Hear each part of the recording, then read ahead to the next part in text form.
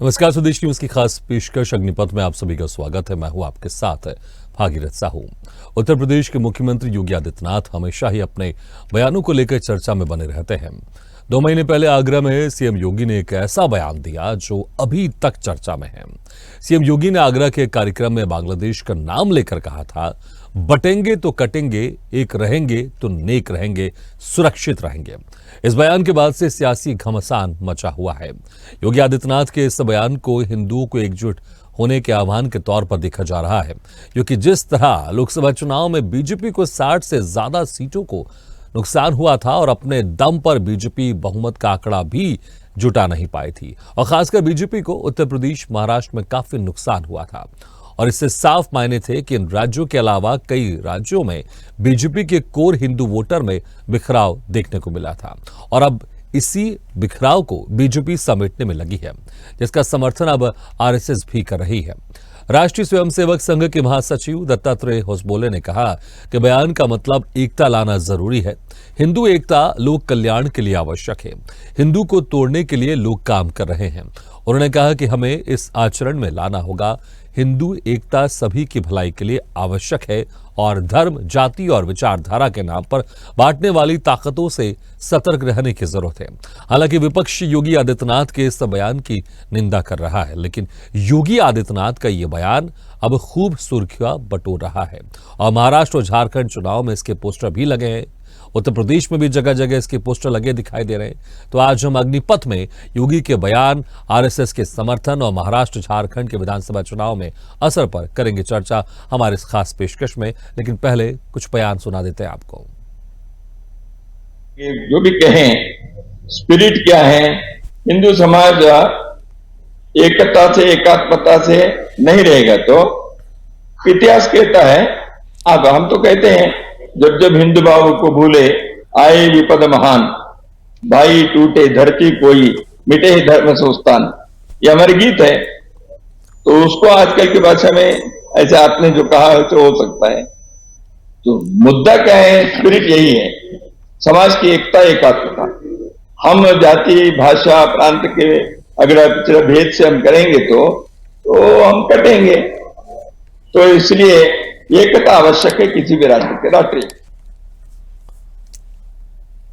तब योगी आदित्यनाथ के इस बयान पर आरएसएस का समर्थन मिल रहा है। हालांकि विपक्ष लगातार इस बयान को लेकर योगी आदित्यनाथ को, बीजेपी को घेर रहा है, लेकिन देखना होगा इसका असर कितना होगा, क्योंकि लोकसभा चुनाव में जो सीटें कम रही, कहीं ना कहीं यही माना जा रहा है कि जो कोर हिंदू वोटर हैं बीजेपी के, उनमें बिखराव देखने को मिला है। अब आरएसएस भी कह रही है कि जो बिखराव है, जाति के नाम पर, पंथ के नाम पर, क्षेत्रीयता के नाम पर अगर हिंदू बंटते हैं तो अक्सर हिंदुओं को नुकसान होता है यहाँ पर। इसलिए अब देखना होगा इस बयान की जो आवाज है कितनी दूर तक जाती है और इसका असर होने वाले चुनाव में भी कितना असर दिखाई देता है। चलिए, इसी खास मुद्दे पर हम चर्चा भी शुरू करते हैं। जो मेहमान हमारे साथ मौजूद है, मैं उनका आप लोगों से तारुफ करा देता हूँ। हमारे साथ हैं बीजेपी प्रवक्ता गौरव मिश्रा जी, कांग्रेस प्रवक्ता अनिल शर्मा जी और सपा नेता डीपी यादव जी। आप तीनों मेहमानों का स्वागत है हमारे इस खास चर्चा में। सबसे पहले गौरव मिश्रा जी, यह बयान तकरीबन 2 महीने पुराना है, लेकिन इसकी आवाज अभी भी सुनाई दे रही है, इसके पोस्टर अब सुनाई दे रहे हैं। अब इस पर तो गाने भी बन गए, जिस तरह से गाना बना था जो राम को लाए हैं, हम उनको लाएंगे। अब इसके ऊपर भी गाना बन गया है और उसी ने इस पर अपनी आवाज भी दी जिसने वाला गाना गाया, तो इससे काफी आपको फायदा भी हुआ है। लेकिन हम देख रहे हैं अब ये पोस्टर भी यहाँ पर शुरू हो गया है, आरएसएस का समर्थन भी मिल गया। आरएसएस भी कह रही कि हाँ, जो भाषा आप इस्तेमाल कर रहे हैं, अगर उसी के हिसाब से देखा जाए तो हम तो बहुत पहले से कहते आ रहे हैं। बिल्कुल सही कहा आपने, ये सदी की पंच लाइन है, और वो इसलिए है क्योंकि बटेंगे तो बटने का जो दंश है इस देश ने, भारतवर्ष ने सदियों से झेला है और उसके कष्ट को महसूस किया है। वो कहीं ना कहीं अंतर मन में भारत के जनमानस में व्याप्त है, और इसे कहने वाला खुले मंच पर पुरजोर तरीके से अभी तक नहीं था, या यदा कदा दूसरी भाषा में इसकी बातें होती थी, लेकिन पहली बार किसी व्यक्ति ने, किसी नेता ने इस तरीके से कहा है। क्योंकि यदि आप इसको धर्म से जोड़ते हैं, भारत के हिंदू जनमानस से जोड़ते हैं, तो भी विश्व के लिए यह सार्थक है, क्योंकि एकमात्र विश्व में हिंदू धर्म ऐसा है जो प्रकृति के साथ संतुलन की बात करता है, सबके स्वतंत्रता की बात करता है, चाहे वो जीव हो, चाहे वो निर्जीव हो, चाहे वो जल हो चाहे आकाश हो, सभी पंच तत्वों की स्वतंत्रता की बात करता है। वहीं अगर आप राजनीतिक दृष्टि से अगर देखें तो आज भारतीय जनता पार्टी की सरकार है और आप लोग कहते हैं, जैसा चर्चा में रहता है कि हिंदू बटे इसलिए सरकार में सीटें कुछ कम आई, तो हिंदुओं ने वोट दिया इसलिए सरकार बनी, और हिंदुओं के वोट से सरकार बनी इसीलिए हमारे मुस्लिम भाइयों को 40% तक, 33 से 40% तक फ्लैगशिप योजनाओं का लाभ मिला। हमें इस बात की खुशी है, जो सदियों से गुर्बत में थे, जो दशकों से जिनके पास पक्के मकान नहीं थी, ऐसे 1.5 करोड़ मुस्लिम भाइयों को, अल्पसंख्यक भाइयों को, बहनों को, माताओं को घर मिला। ये इसी एकता का प्रमाण है। अब रही बात वोट बैंक की राजनीति से इसको तौलने की, तो एक बात आप समझ लीजिए, पूरा विश्व ट्रांजिशन के फेज में है।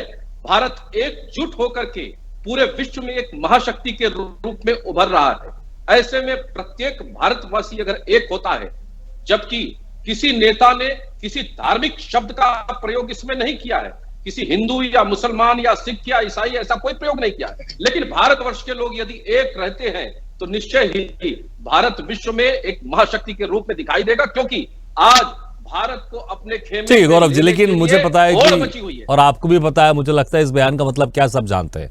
तो आप कहें कि इसमें भारत सब लोग एक रहे, तो इसमें विशेषकर एक धर्म को लेकर आह्वान किया जा रहा है कि अगर आप बटोगे तो कटोगे। तो मुझे लगता है कि शायद आप इसको कवर करने की कोशिश करेंगे, आप इसको कवर करने की कोशिश करें कि सभी भारतवासी को चाहे, तो मुझे लगता है शायद वो भी ठीक नहीं होगा, क्योंकि आप भी जानते हैं कि इस बयान का मतलब क्या है, और आपने शुरू में इसका एक्सेप्ट भी किया, आपने शुरू में एक्सेप्ट भी किया। 10 सेकंड का समय दीजिए, ठीक है, 10 सेकंड का समय दीजिए। हाँ, देखिए, हिंदू बटा तो चितपावनी ब्राह्मणों का कत्लेआम हुआ, हिंदू बटा तो मोपला में नरसंहार हुआ, हिंदू बटा तो कश्मीर से हिंदुओं का पलायन हुआ, हिंदू बटा तो डेमोग्राफी पश्चिम बंगाल की बिल्कुल ठीक है, ठीक है, ये ठीक है, आपका तर्क है, मैं वही कह रहा हूं, इसलिए अपनी लाइन पे रहिए ना। आप हिंदुत्व की बात कर रहे होते, आप भारतीयों की बात आ जाएंगे, तो फिर इसमें फिर वो चीजें दूसरी तरफ चले जाएंगी।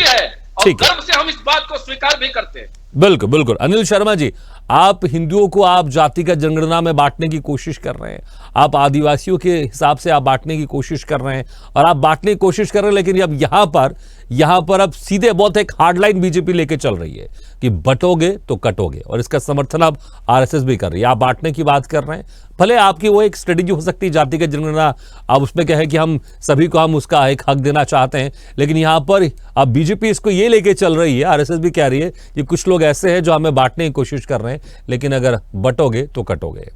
जी भागीरथ जी, अभी भाजपा के प्रवक्ता ने बहुत बड़ी बड़ी बातें कही। मुझे लगता है कि ऐसा ना हो कि पार्टी की जो अनुशासन समिति हो इनके खिलाफ कोई एक्शन ना ले ले, क्योंकि ये बड़ी तारीफों के पुल बांधे मुस्लिम भाइयों के लिए। पार्टी की जो नीति रीति इस समय जो चल रही है, वो कटोगे तो बटोगे, वो केवल हिंदू वाली बात, हिंदू की कहानी लेकर चल रही है, और आरएसएस ने भी स्पष्ट इस बात को किया है। ये हिंदुत्व वाली बात लेकर चलते। 2017 के चुनाव में भी यही हुआ था। पूरे प्रदेश में हमको मुसलमानों पर भरोसा नहीं, हमने मुसलमानों को टिकट नहीं दिया, मुसलमान गद्दार होते, इस तरह के शब्दों का उल्लेख इनके नेताओं के द्वारा किया गया, और पूरे प्रदेश में हमने हिंदुओं को टिकट दिया 2017 के उत्तर प्रदेश के विधानसभा चुनाव में, और सरकार भी बनी हिंदुत्व के नाम पर। 14 साल का इनका वनवास दूर हुआ, और उसके बाद सरकार बनते ही वक्फ बोर्ड का मिनिस्टर मोहसिन रजा जी को बना दिया। ठीक है, जब ये सवाल इनके नेताओं से जब डिबेट के दौरान किए गए, तो एक ही सवाल था, वक्फ बोर्ड का मिनिस्टर साहब मुस्लिम ही बनेगा। हमने एक प्रश्न किया था, शायद बीजेपी के नेताओं को याद हो। भाई एक बात बताइए, समाजवादी पार्टी के सरकार में कुंभ मेले का मिनिस्टर मोहम्मद आजम खां हो सकते थे, तो वक्फ बोर्ड का मिनिस्टर कोई हिंदू क्यों नहीं हो सकता? इसका मतलब आपने पूरे उत्तर प्रदेश की आवाम के साथ, अब माइनॉरिटी के डिपार्टमेंट में आपने अल्पसंख्यक मंत्री बनाए, मुस्लिम बनाए, क्या अल्पसंख्यक में केवल मुसलमान आते हैं? बड़ा अहम प्रश्न है ये। बीजेपी जिस लीग पर चलती है ना, मैं उसी पर बात कर रहा हूं। अल्पसंख्यक में क्या सिख नहीं आते, क्या जैन नहीं आते, क्या पारसी नहीं आते, क्या बौद्ध नहीं आते, कई धर्म। ठीक है, आपकी इस बात का बिल्कुल, आपकी इस बात का मैं समर्थन कर सकता हूं, लेकिन जो आपने पहले कहा वक्फ बोर्ड की बात कही, आपने कुंभ की बात कही, मुझे लगता है ठीक है, कोई भी उसमें बन सकता है, लेकिन मुझे लगता है जिस धर्म का कार्यक्रम है, अगर उस धर्म का व्यक्ति अगर होता है तो उन चीजों को और ज्यादा बेहतर तरीके से जानता है वो, और बेहतर तरीके से क्रियान्वयन हो सकता है। स्टैम्पिड हुआ था, आजम खान साहब उसके प्रबंधक थे, उसके इंचार्ज थे, कुंभ के, और स्टैम्पीड हुआ था, 22 लोग मारे गए थे उसमें, उनकी मौत हो गई थी, इसीलिए बनाया गया था क्या? बिल्कुल बिल्कुल, आपकी सरकार में बहुत बढ़िया, लखनऊ में ब्राह्मण को अमित अग्निथि यार कर मार दिया गया, देखा किस तरीके एक महिला को मार दिया गया, लोगों का पूरी प्रदेश देख रहा है, पूरा प्रदेश देख रहा है किस तरह के अपराध क्या हो रहे हैं। आपके ही विधायक आपके नेताओं के खिलाफ FIR करा रहे हैं, देख लीजिए मामला, छुपा हुआ नहीं है किसी से। इस सरकार की कथनी करने का अंतर सबको नजर आ रहा है महाराज। मैं तो इसीलिए कहता हूं आपकी पार्टी जो आपको निर्देश दे रही है उसी लीग पर चलिए। आप कहां मुसलमानों की तरफदारी कर रहे हैं, नुकसान हो जाएगा, लेकिन अगर सही है, क्योंकि आपने अगर वायलेंस होना चाहिए, आपको खुश होना चाहिए। अरे बहुत सुना है मैंने, आपने जो वायलेंस अगर मेरे ख्याल से बीजेपी का पढ़ लिया होगा, इसलिए आप मुसलमानों की भी बात कर रहे हैं, क्योंकि बीजेपी के वायलेंस में स्पष्ट है। शर्मा जी, थोड़ा आपको मैं जानकारी बता दूं कि बीजेपी का भी वहां पर मुस्लिम विंग है, RSS का भी मुस्लिम विंग है, इस दोनों है। आप RSS की बात करते हैं, वहां पर भी मुस्लिम विंग है, बीजेपी का भी मुस्लिम विंग है, तो मुझे लगता है कि इस पर ना जाए। ठीक है ठीक है ठीक है, लेकिन वापस आते हैं। देखिए जिस तरह से अब RSS समर्थन कर रही है, क्योंकि अभी तक इस तरह की बातें खुले जुबान से नहीं कही जाती थी, लेकिन बहुत एक बीजेपी हार्डलाइन लेके चल रही है, क्योंकि देख रहे हैं ठीक है, नहीं गौरव जी आपको समय और बौद्ध की बात की, अल्पसंख्यक से जोड़ा उन्हें, इनको ये बताना चाहेंगे कि बांटने का ही ये नतीजा है कि सनातन के ये तीनों अंग, जो सिख है, जैन है, बौद्ध है, इनको अल्पसंख्यक की कैटेगरी में रखा गया है, और इन्होंने कभी भी, ये सनातन के मूल अंग है, सनातन यदि जड़ है तो हिंदू, सिख, बौद्ध, जैन ये उसके अंग है। ठीक है आपने जवाब दीजिए। ठीक है अनिल जी अपनी बात कंप्लीट कर लीजिए, कांग्रेस पार्टी ने किया। ठीक है अनिल जी अपनी बात कंप्लीट कीजिए। नेताओं की बड़ी आदत है हमेशा बीच बीच में बोलना, क्योंकि हम इनकी बात को बड़ी गंभीरता से सुन लेते हैं, लेकिन ये लोग नहीं सुनना चाहते। RSS के प्रचारक या जो भी व्यक्ति हैं जो कहते हैं कि सब हिंदू एक हो, ये मुसलमानों की भी तरफदारी करते हैं। पार्टी के बायलॉज में है कि गांधीवाद और समाज, लेकिन गांधीवाद समाजवाद 84 के बाद नहीं दिखा, उसका स्वरूप नहीं दिखा। ये हमसे कहते हैं कि हम जाति के बांटने का काम कर रहे हैं।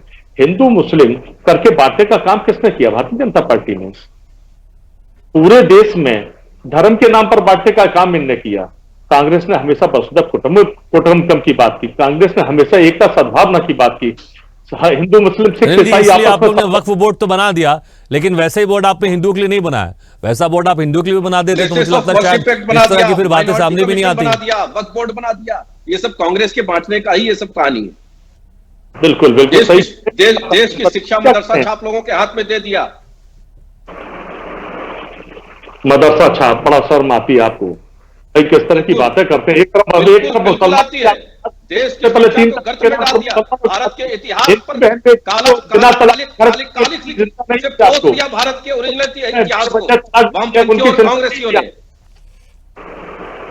ठीक है समय का मैं अनिल जी अपनी बात कंप्लीट कर लीजिए आप पूरी। देखिए इस देश के अंदर बेमनस्ता फैलाने का काम भारतीय जनता पार्टी का शुरू से रहा है। जब इनको जरूरत पड़ी है इस तरह की शगुफे छोड़ते हैं जिससे कि देश में आपस में भाईचारा बटे, भाईचारे को बांटने का काम ये लोग करते हैं। और वोट की जरूरत पड़ती है तो पसमानदा मुस्लिमों के सामने ये घुटने टेक देते हैं कि हमें पसमानदा मुस्लिमों की बड़ी चिंता है। महिला मुस्लिमों के नाम पर 3 तलाक के नाम पर उनके सामने घुटने टेक देते हैं। ये इनकी नीति है। वैसे इन्हें हिंदुओं का वोट चाहिए, हिंदू बटेगा तो कटेगा, हिंदू एक हो जाओ, मुसलमानों को दूर भगाओ, ये गद्दार है, इस तरह के शब्दों का उल्लेख ये लोग करते हैं। भाई ये एकता ठीक है, लेकिन ठीक है अनिल जी आपने अपनी बात रही। डीपी यादव जी मुझे बताइए, अगर कोई व्यक्ति ये कह रहा है कि इकट्ठा हो जाइए तो इसमें क्या बुरा है? इकट्ठा होकर अगर कोई कहे कि इकट्ठा हो जाइए, हमें किसी को काटना है, तो फिर इसमें तो आपत्ति हो सकती है ना। अगर इकट्ठा हो जाइए तो आप मजबूत रहेंगे। मुझे लगता है हर घर का परिवार जो मुखिया रहता है वो ये कहता बेटे आप लोग बंटवारा मत कीजिएगा, एक साथ रहेगा, क्योंकि जब सभी भाई एक साथ रहेंगे तो घर मजबूत रहेगा। तो इसमें क्या आपत्ति फिर? और जिस तरह से यहां पर आप ठीक है इसको राजनीति के हिसाब से देखें तो बहुत सारी चीजें यहां पर सामने आती है, क्योंकि राजनीति में जातिगत आधारित, धर्म आधारित वहां पर वोट पड़ते हैं, इसलिए यहां पर चीजें होती है। जातिगत के हिसाब से जिस तरह से आप लोग लगातार जनगणना की बात कर रहे हैं, आप लोग पीडीए की भी बात करते रहते हैं और बीजेपी को आप लोग कोसते रहते हैं, लेकिन जिस तरह से 2014 में 2019 के लोकसभा चुनाव में हमने देखा यहां पर अच्छा खासा आप लोगों को नुकसान हुआ, बीजेपी बड़ी अच्छी खासी सीटें लेकर आई, लेकिन 2024 में बीजेपी को वो सफलता नहीं मिली है। क्या उसी के बाद यहां पर बीजेपी एक हार्डकोर रणनीति फिर से अपना रही है? डीपी यादव जी। जी भागीरथी जी, देखिए कैसे सफलता मिलेगी जिनका राजनीतिक एजेंडा ही नफरत का हो, बांटने का हो, समाज को कहीं ना कहीं विकृत करने का हो, उनको अब सफलता नहीं मिलने वाली है भागीरथ जी। देखिए, भारतीय जनता पार्टी की शुरू से यही राजनीति रही है, नफरत की राजनीति रही है भारतीय जनता पार्टी की। अब देखिए, जहां तक चर्चा इस बात की है कि आरएसएस ने मुख्यमंत्री योगी आदित्यनाथ जी के बयान का कहीं ना कहीं समर्थन किया है, तो हमें इस बात में कोई आश्चर्य नहीं होना चाहिए भागीरथ जी कि मुख्यमंत्री जी के बयान का आरएसएस ने जब समर्थन किया तो निश्चित रूप से आरएसएस भारतीय जनता पार्टी का मात्र संगठन है। भारतीय जनता पार्टी तो मुखौटा है, आदेश निर्देश तो आरएसएस से ही आते हैं ना, ये पूरा देश जानता है। और आरएसएस कौन सी नहीं तो, लेकिन अगर ये आह्वान किया जा रहा है कि आप लोग एकजुट रहिए, तो उसमें क्या गलत है? इसमें क्या गलत है? क्या गलत है? बिल्कुल बिल्कुल, हम तो समझा रहे हैं लोगों को, हमने तो समझाया और हमने तो कहा कि कभी कभी जो है राजनीतिक प्रतिद्वंदियों के भी बयान को कहीं ना कहीं अपने पक्ष में लेना चाहिए। हमने बताया पीडीए वर्ग के लोगों को, पिछड़े दलित, अल्पसंख्यक, किसान, बिल्कुल बिल्कुल, मैं वही कह रहा हूँ, आप भी पीडीए के जरिए सबको एकजुट करने की कोशिश कर रहे हैं ना आप। अगर वही अगर बीजेपी आरएसएस कह रही है, वही अगर बीजेपी आरएसएस कह रही है कि हिंदू एकजुट हो जाइए, इसमें क्या समस्या है? सुनिए तो भाई, यार बीच में बोलो, थोड़ा सुनिए, धैर्य पूर्वक सुनिए, थोड़ा समय दिए हैं हमने, तो अभी सुना 20-25 मिनट में पूरा समय दूंगा आपको, पूरा समय। तो मैं ये कह रहा था कि जो सदियों से दबाए गए, कुचले गए, जिनको शिक्षा से वंचित किया गया, नौकरियों से वंचित किया गया, ये देश गवाह है किस प्रकार से पिछड़ों के ऊपर अत्याचार हुआ, किस प्रकार से दलितों के ऊपर अत्याचार हुआ और किस प्रकार से गरीब, मजदूर, नौजवान, किसानों के ऊपर अत्याचार हुआ। किन लोगों ने अत्याचार किया, क्या लोग भूल सकते हैं? 200, 400, 500 साल पहले आप जाइए, कैसे छुआछूत होता था, अभी भी होता है, अभी भी घोड़ी नहीं चढ़ने दी जाती है, अभी भी तमाम तरह के सामाजिक कार्यों से वंचित रखने का षड्यंत्र किया जाता है। तो हम तो कह रहे हैं पीडीए वर्ग के लोगों से, हम कह रहे हैं अल्पसंख्यक समाज के लोगों से, किसानों से, मजदूरों से, नौजवानों से, हम बता रहे हैं पिछड़ों से कि आप अगर बटोगे तो निश्चित रूप से आप नौकरियों से वंचित होगे, आप सामाजिक न्याय से वंचित होगे, आप आरक्षण से वंचित हो जाओगे, आप लोकतंत्र से वंचित हो जाओगे, आपका संविधान समाप्त कर दिया जाएगा। ये बताइए, देश में जब संविधान लागू हुआ, जब उसके बाद तो ही कहीं ना कहीं दलितों को नौकरियों में आरक्षण मिला था, समान अधिकार मिले थे। आदित्यनाथ ने जब यह बयान दिया तो बांग्लादेश का जिक्र किया था। वहां पर कोई एसटी, एससी, ओबीसी, आदिवासी नहीं कहलाता है। वहां पर जो भी सब कहलाते हैं वो हिंदू कहलाते हैं वहां पर। और जिस तरह से वहां पर स्थिति हुई वहां पर, तो उसी का जिक्र करते हुए योगी आदित्यनाथ ने कहा था कि अगर आप जाति के हिसाब से, क्षेत्र के हिसाब से आप बटोगे तो फिर बड़ा नुकसान होगा। योगी जी को वहां की स्थिति के बारे में पता ही नहीं था। वहां तो मुस्लिमों ने मुस्लिमों के ऊपर अत्याचार किया।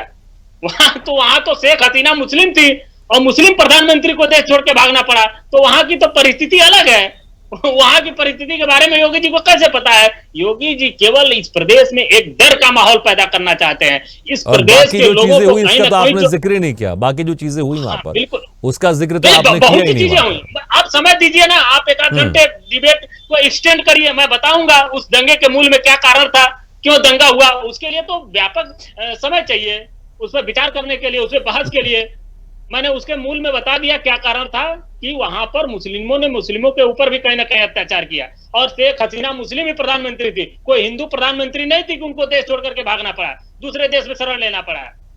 तो अब मूल बात यह है भागीरथ जी कि उत्तर प्रदेश में कहीं ना कहीं जो मूलभूत समस्याएं हैं, युवाओं को नौकरी नहीं मिल रही है, चिकित्सा व्यवस्था चरमराई हुई है, कहीं ना कहीं जो शिक्षा व्यवस्था है वो चौपट हो गई है, कानून व्यवस्था आप देख ही रहे हैं किस प्रकार से भारतीय जनता पार्टी दंगे करा करके, प्रायोजित दंगे करा करके चुनाव जीतने की कोशिश कर रही है। इनके विधायक सुरेश्वर सिंह ने ही अपने नेताओं के खिलाफ एफआईआर दर्ज कराई। इनके विधायक लखीमपुर खीरी में योगेश वर्मा पीटे जा रहे हैं, और जो पीट रहा है अवधेश सिंह वो किस वर्ग का है और योगेश वर्मा किस वर्ग के हैं, आप लाइव एग्जांपल देख सकते हैं। योगेश वर्मा पिछड़ी जात के, मैं वही कह रहा हूं, आप वर्गों में लोगों को एकजुट करने की कोशिश कर रहे हैं। आपको लग रही है कि ये जाति हमारे समर्थन में है, ये वर्ग हमारे समर्थन में, तो इनको एकजुट कीजिए।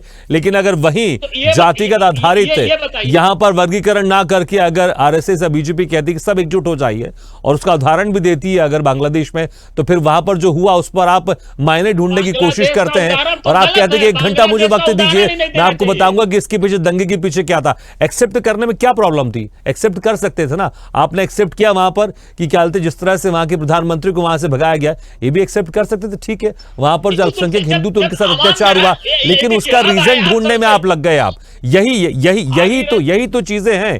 फिर कभी कभी यहाँ पर भी चीजें लोग सोचते हैं आखिर क्यों। ठीक है, वहां पर देश के प्रधानमंत्री को क्यों भागना पड़ा? ठीक है, वही तो है कि मुद्दा राजनीतिक था, लेकिन धर्म के आधार पर वहां पर टारगेट करके कुछ लोगों के साथ अत्याचार किया जाता है। ठीक है, मुझे वही कह रहा हूं, इसको एक्सेप्ट करना चाहिए, भारत की हम बात नहीं कर रहे हैं, बांग्लादेश की बात कर रहे हैं। वहां पर भी आप लोग रीजन ढूंढना शुरू कर देंगे और सिर्फ वोट बैंक के खातिर, तो मुझे लगता है वो गलत है। एक्सेप्ट करना चाहिए, कहीं गलत हो रहा है एक्सेप्ट करना चाहिए। मुद्दा राजनीतिक था, लेकिन धार्मिक आधार पर वहां पर अत्याचार किया जा रहा था। गौरव मिश्रा जी, समय कम है, लेकिन गौरव मिश्रा, जिस तरह से लोकसभा चुनाव में आप लोग की सीटें कम हुई, वो आप लोग को समझ में आया, इसलिए जो थोड़ा सा सबका साथ सबका विकास करने की आप लोग बात कर रहे थे, अब यहां पर लाइन चेंज होती जा रही है क्या कि बटोगे तो कटोगे? बिल्कुल हार्डकोर हिंदुत्व में यहां पर बीजेपी उतर रही है। भागीरथ जी, कांग्रेस के नेता संक्षेप में, समय कम है मेरे पास, सबके पास जाऊंगा थोड़ा। मैं बता रहा हूं, मुस्लिम वोटों के लिए वहां पर वोटों की भीख मांग रहे थे। समाजवादी पार्टी के नेता मुलायम सिंह जी ने कहा, हिंदुओं पर हमने गोलियां चलवाई, जरूरत पड़ेगा तो और भी चलवाएंगे, मुसलमान इसलिए हमारे साथ। ये गलत बयान है, आपने गलत बयान दिया गौरव मिश्रा जी, आप गलत बात बोल रहे हैं। आपने पूर्वज लाल की सांडवाड़ी जिंदा की मजार पर जाकर के चादर चढ़ाए, उसको आप नहीं कोट कर रहे हो। यहाँ पर दिखा सकता हूँ, मैं आपको दिखा सकता हूँ। बिरयानी खाने पाकिस्तान से। ठीक है गौरव जी, समय कम है, अभी इस बयान के ऊपर चर्चा नहीं हो रही है। मुझे बस इतना बताइए कि जिस तरह से लोकसभा चुनाव में नुकसान हुआ, बीजेपी यहां पर स्ट्रेटेजी अपनी बदल रही है क्या? गौरव मिश्रा जी, बीजेपी स्ट्रेटेजी बदल रही है अपनी, हार्डकोर हिंदुत्व की तरफ और जा रही है। पहले से आरोप लगते रहे, लेकिन अब और यहां पर मजबूत और यहां पर स्ट्रांग हो रही है और हार्डकोर जा रही है।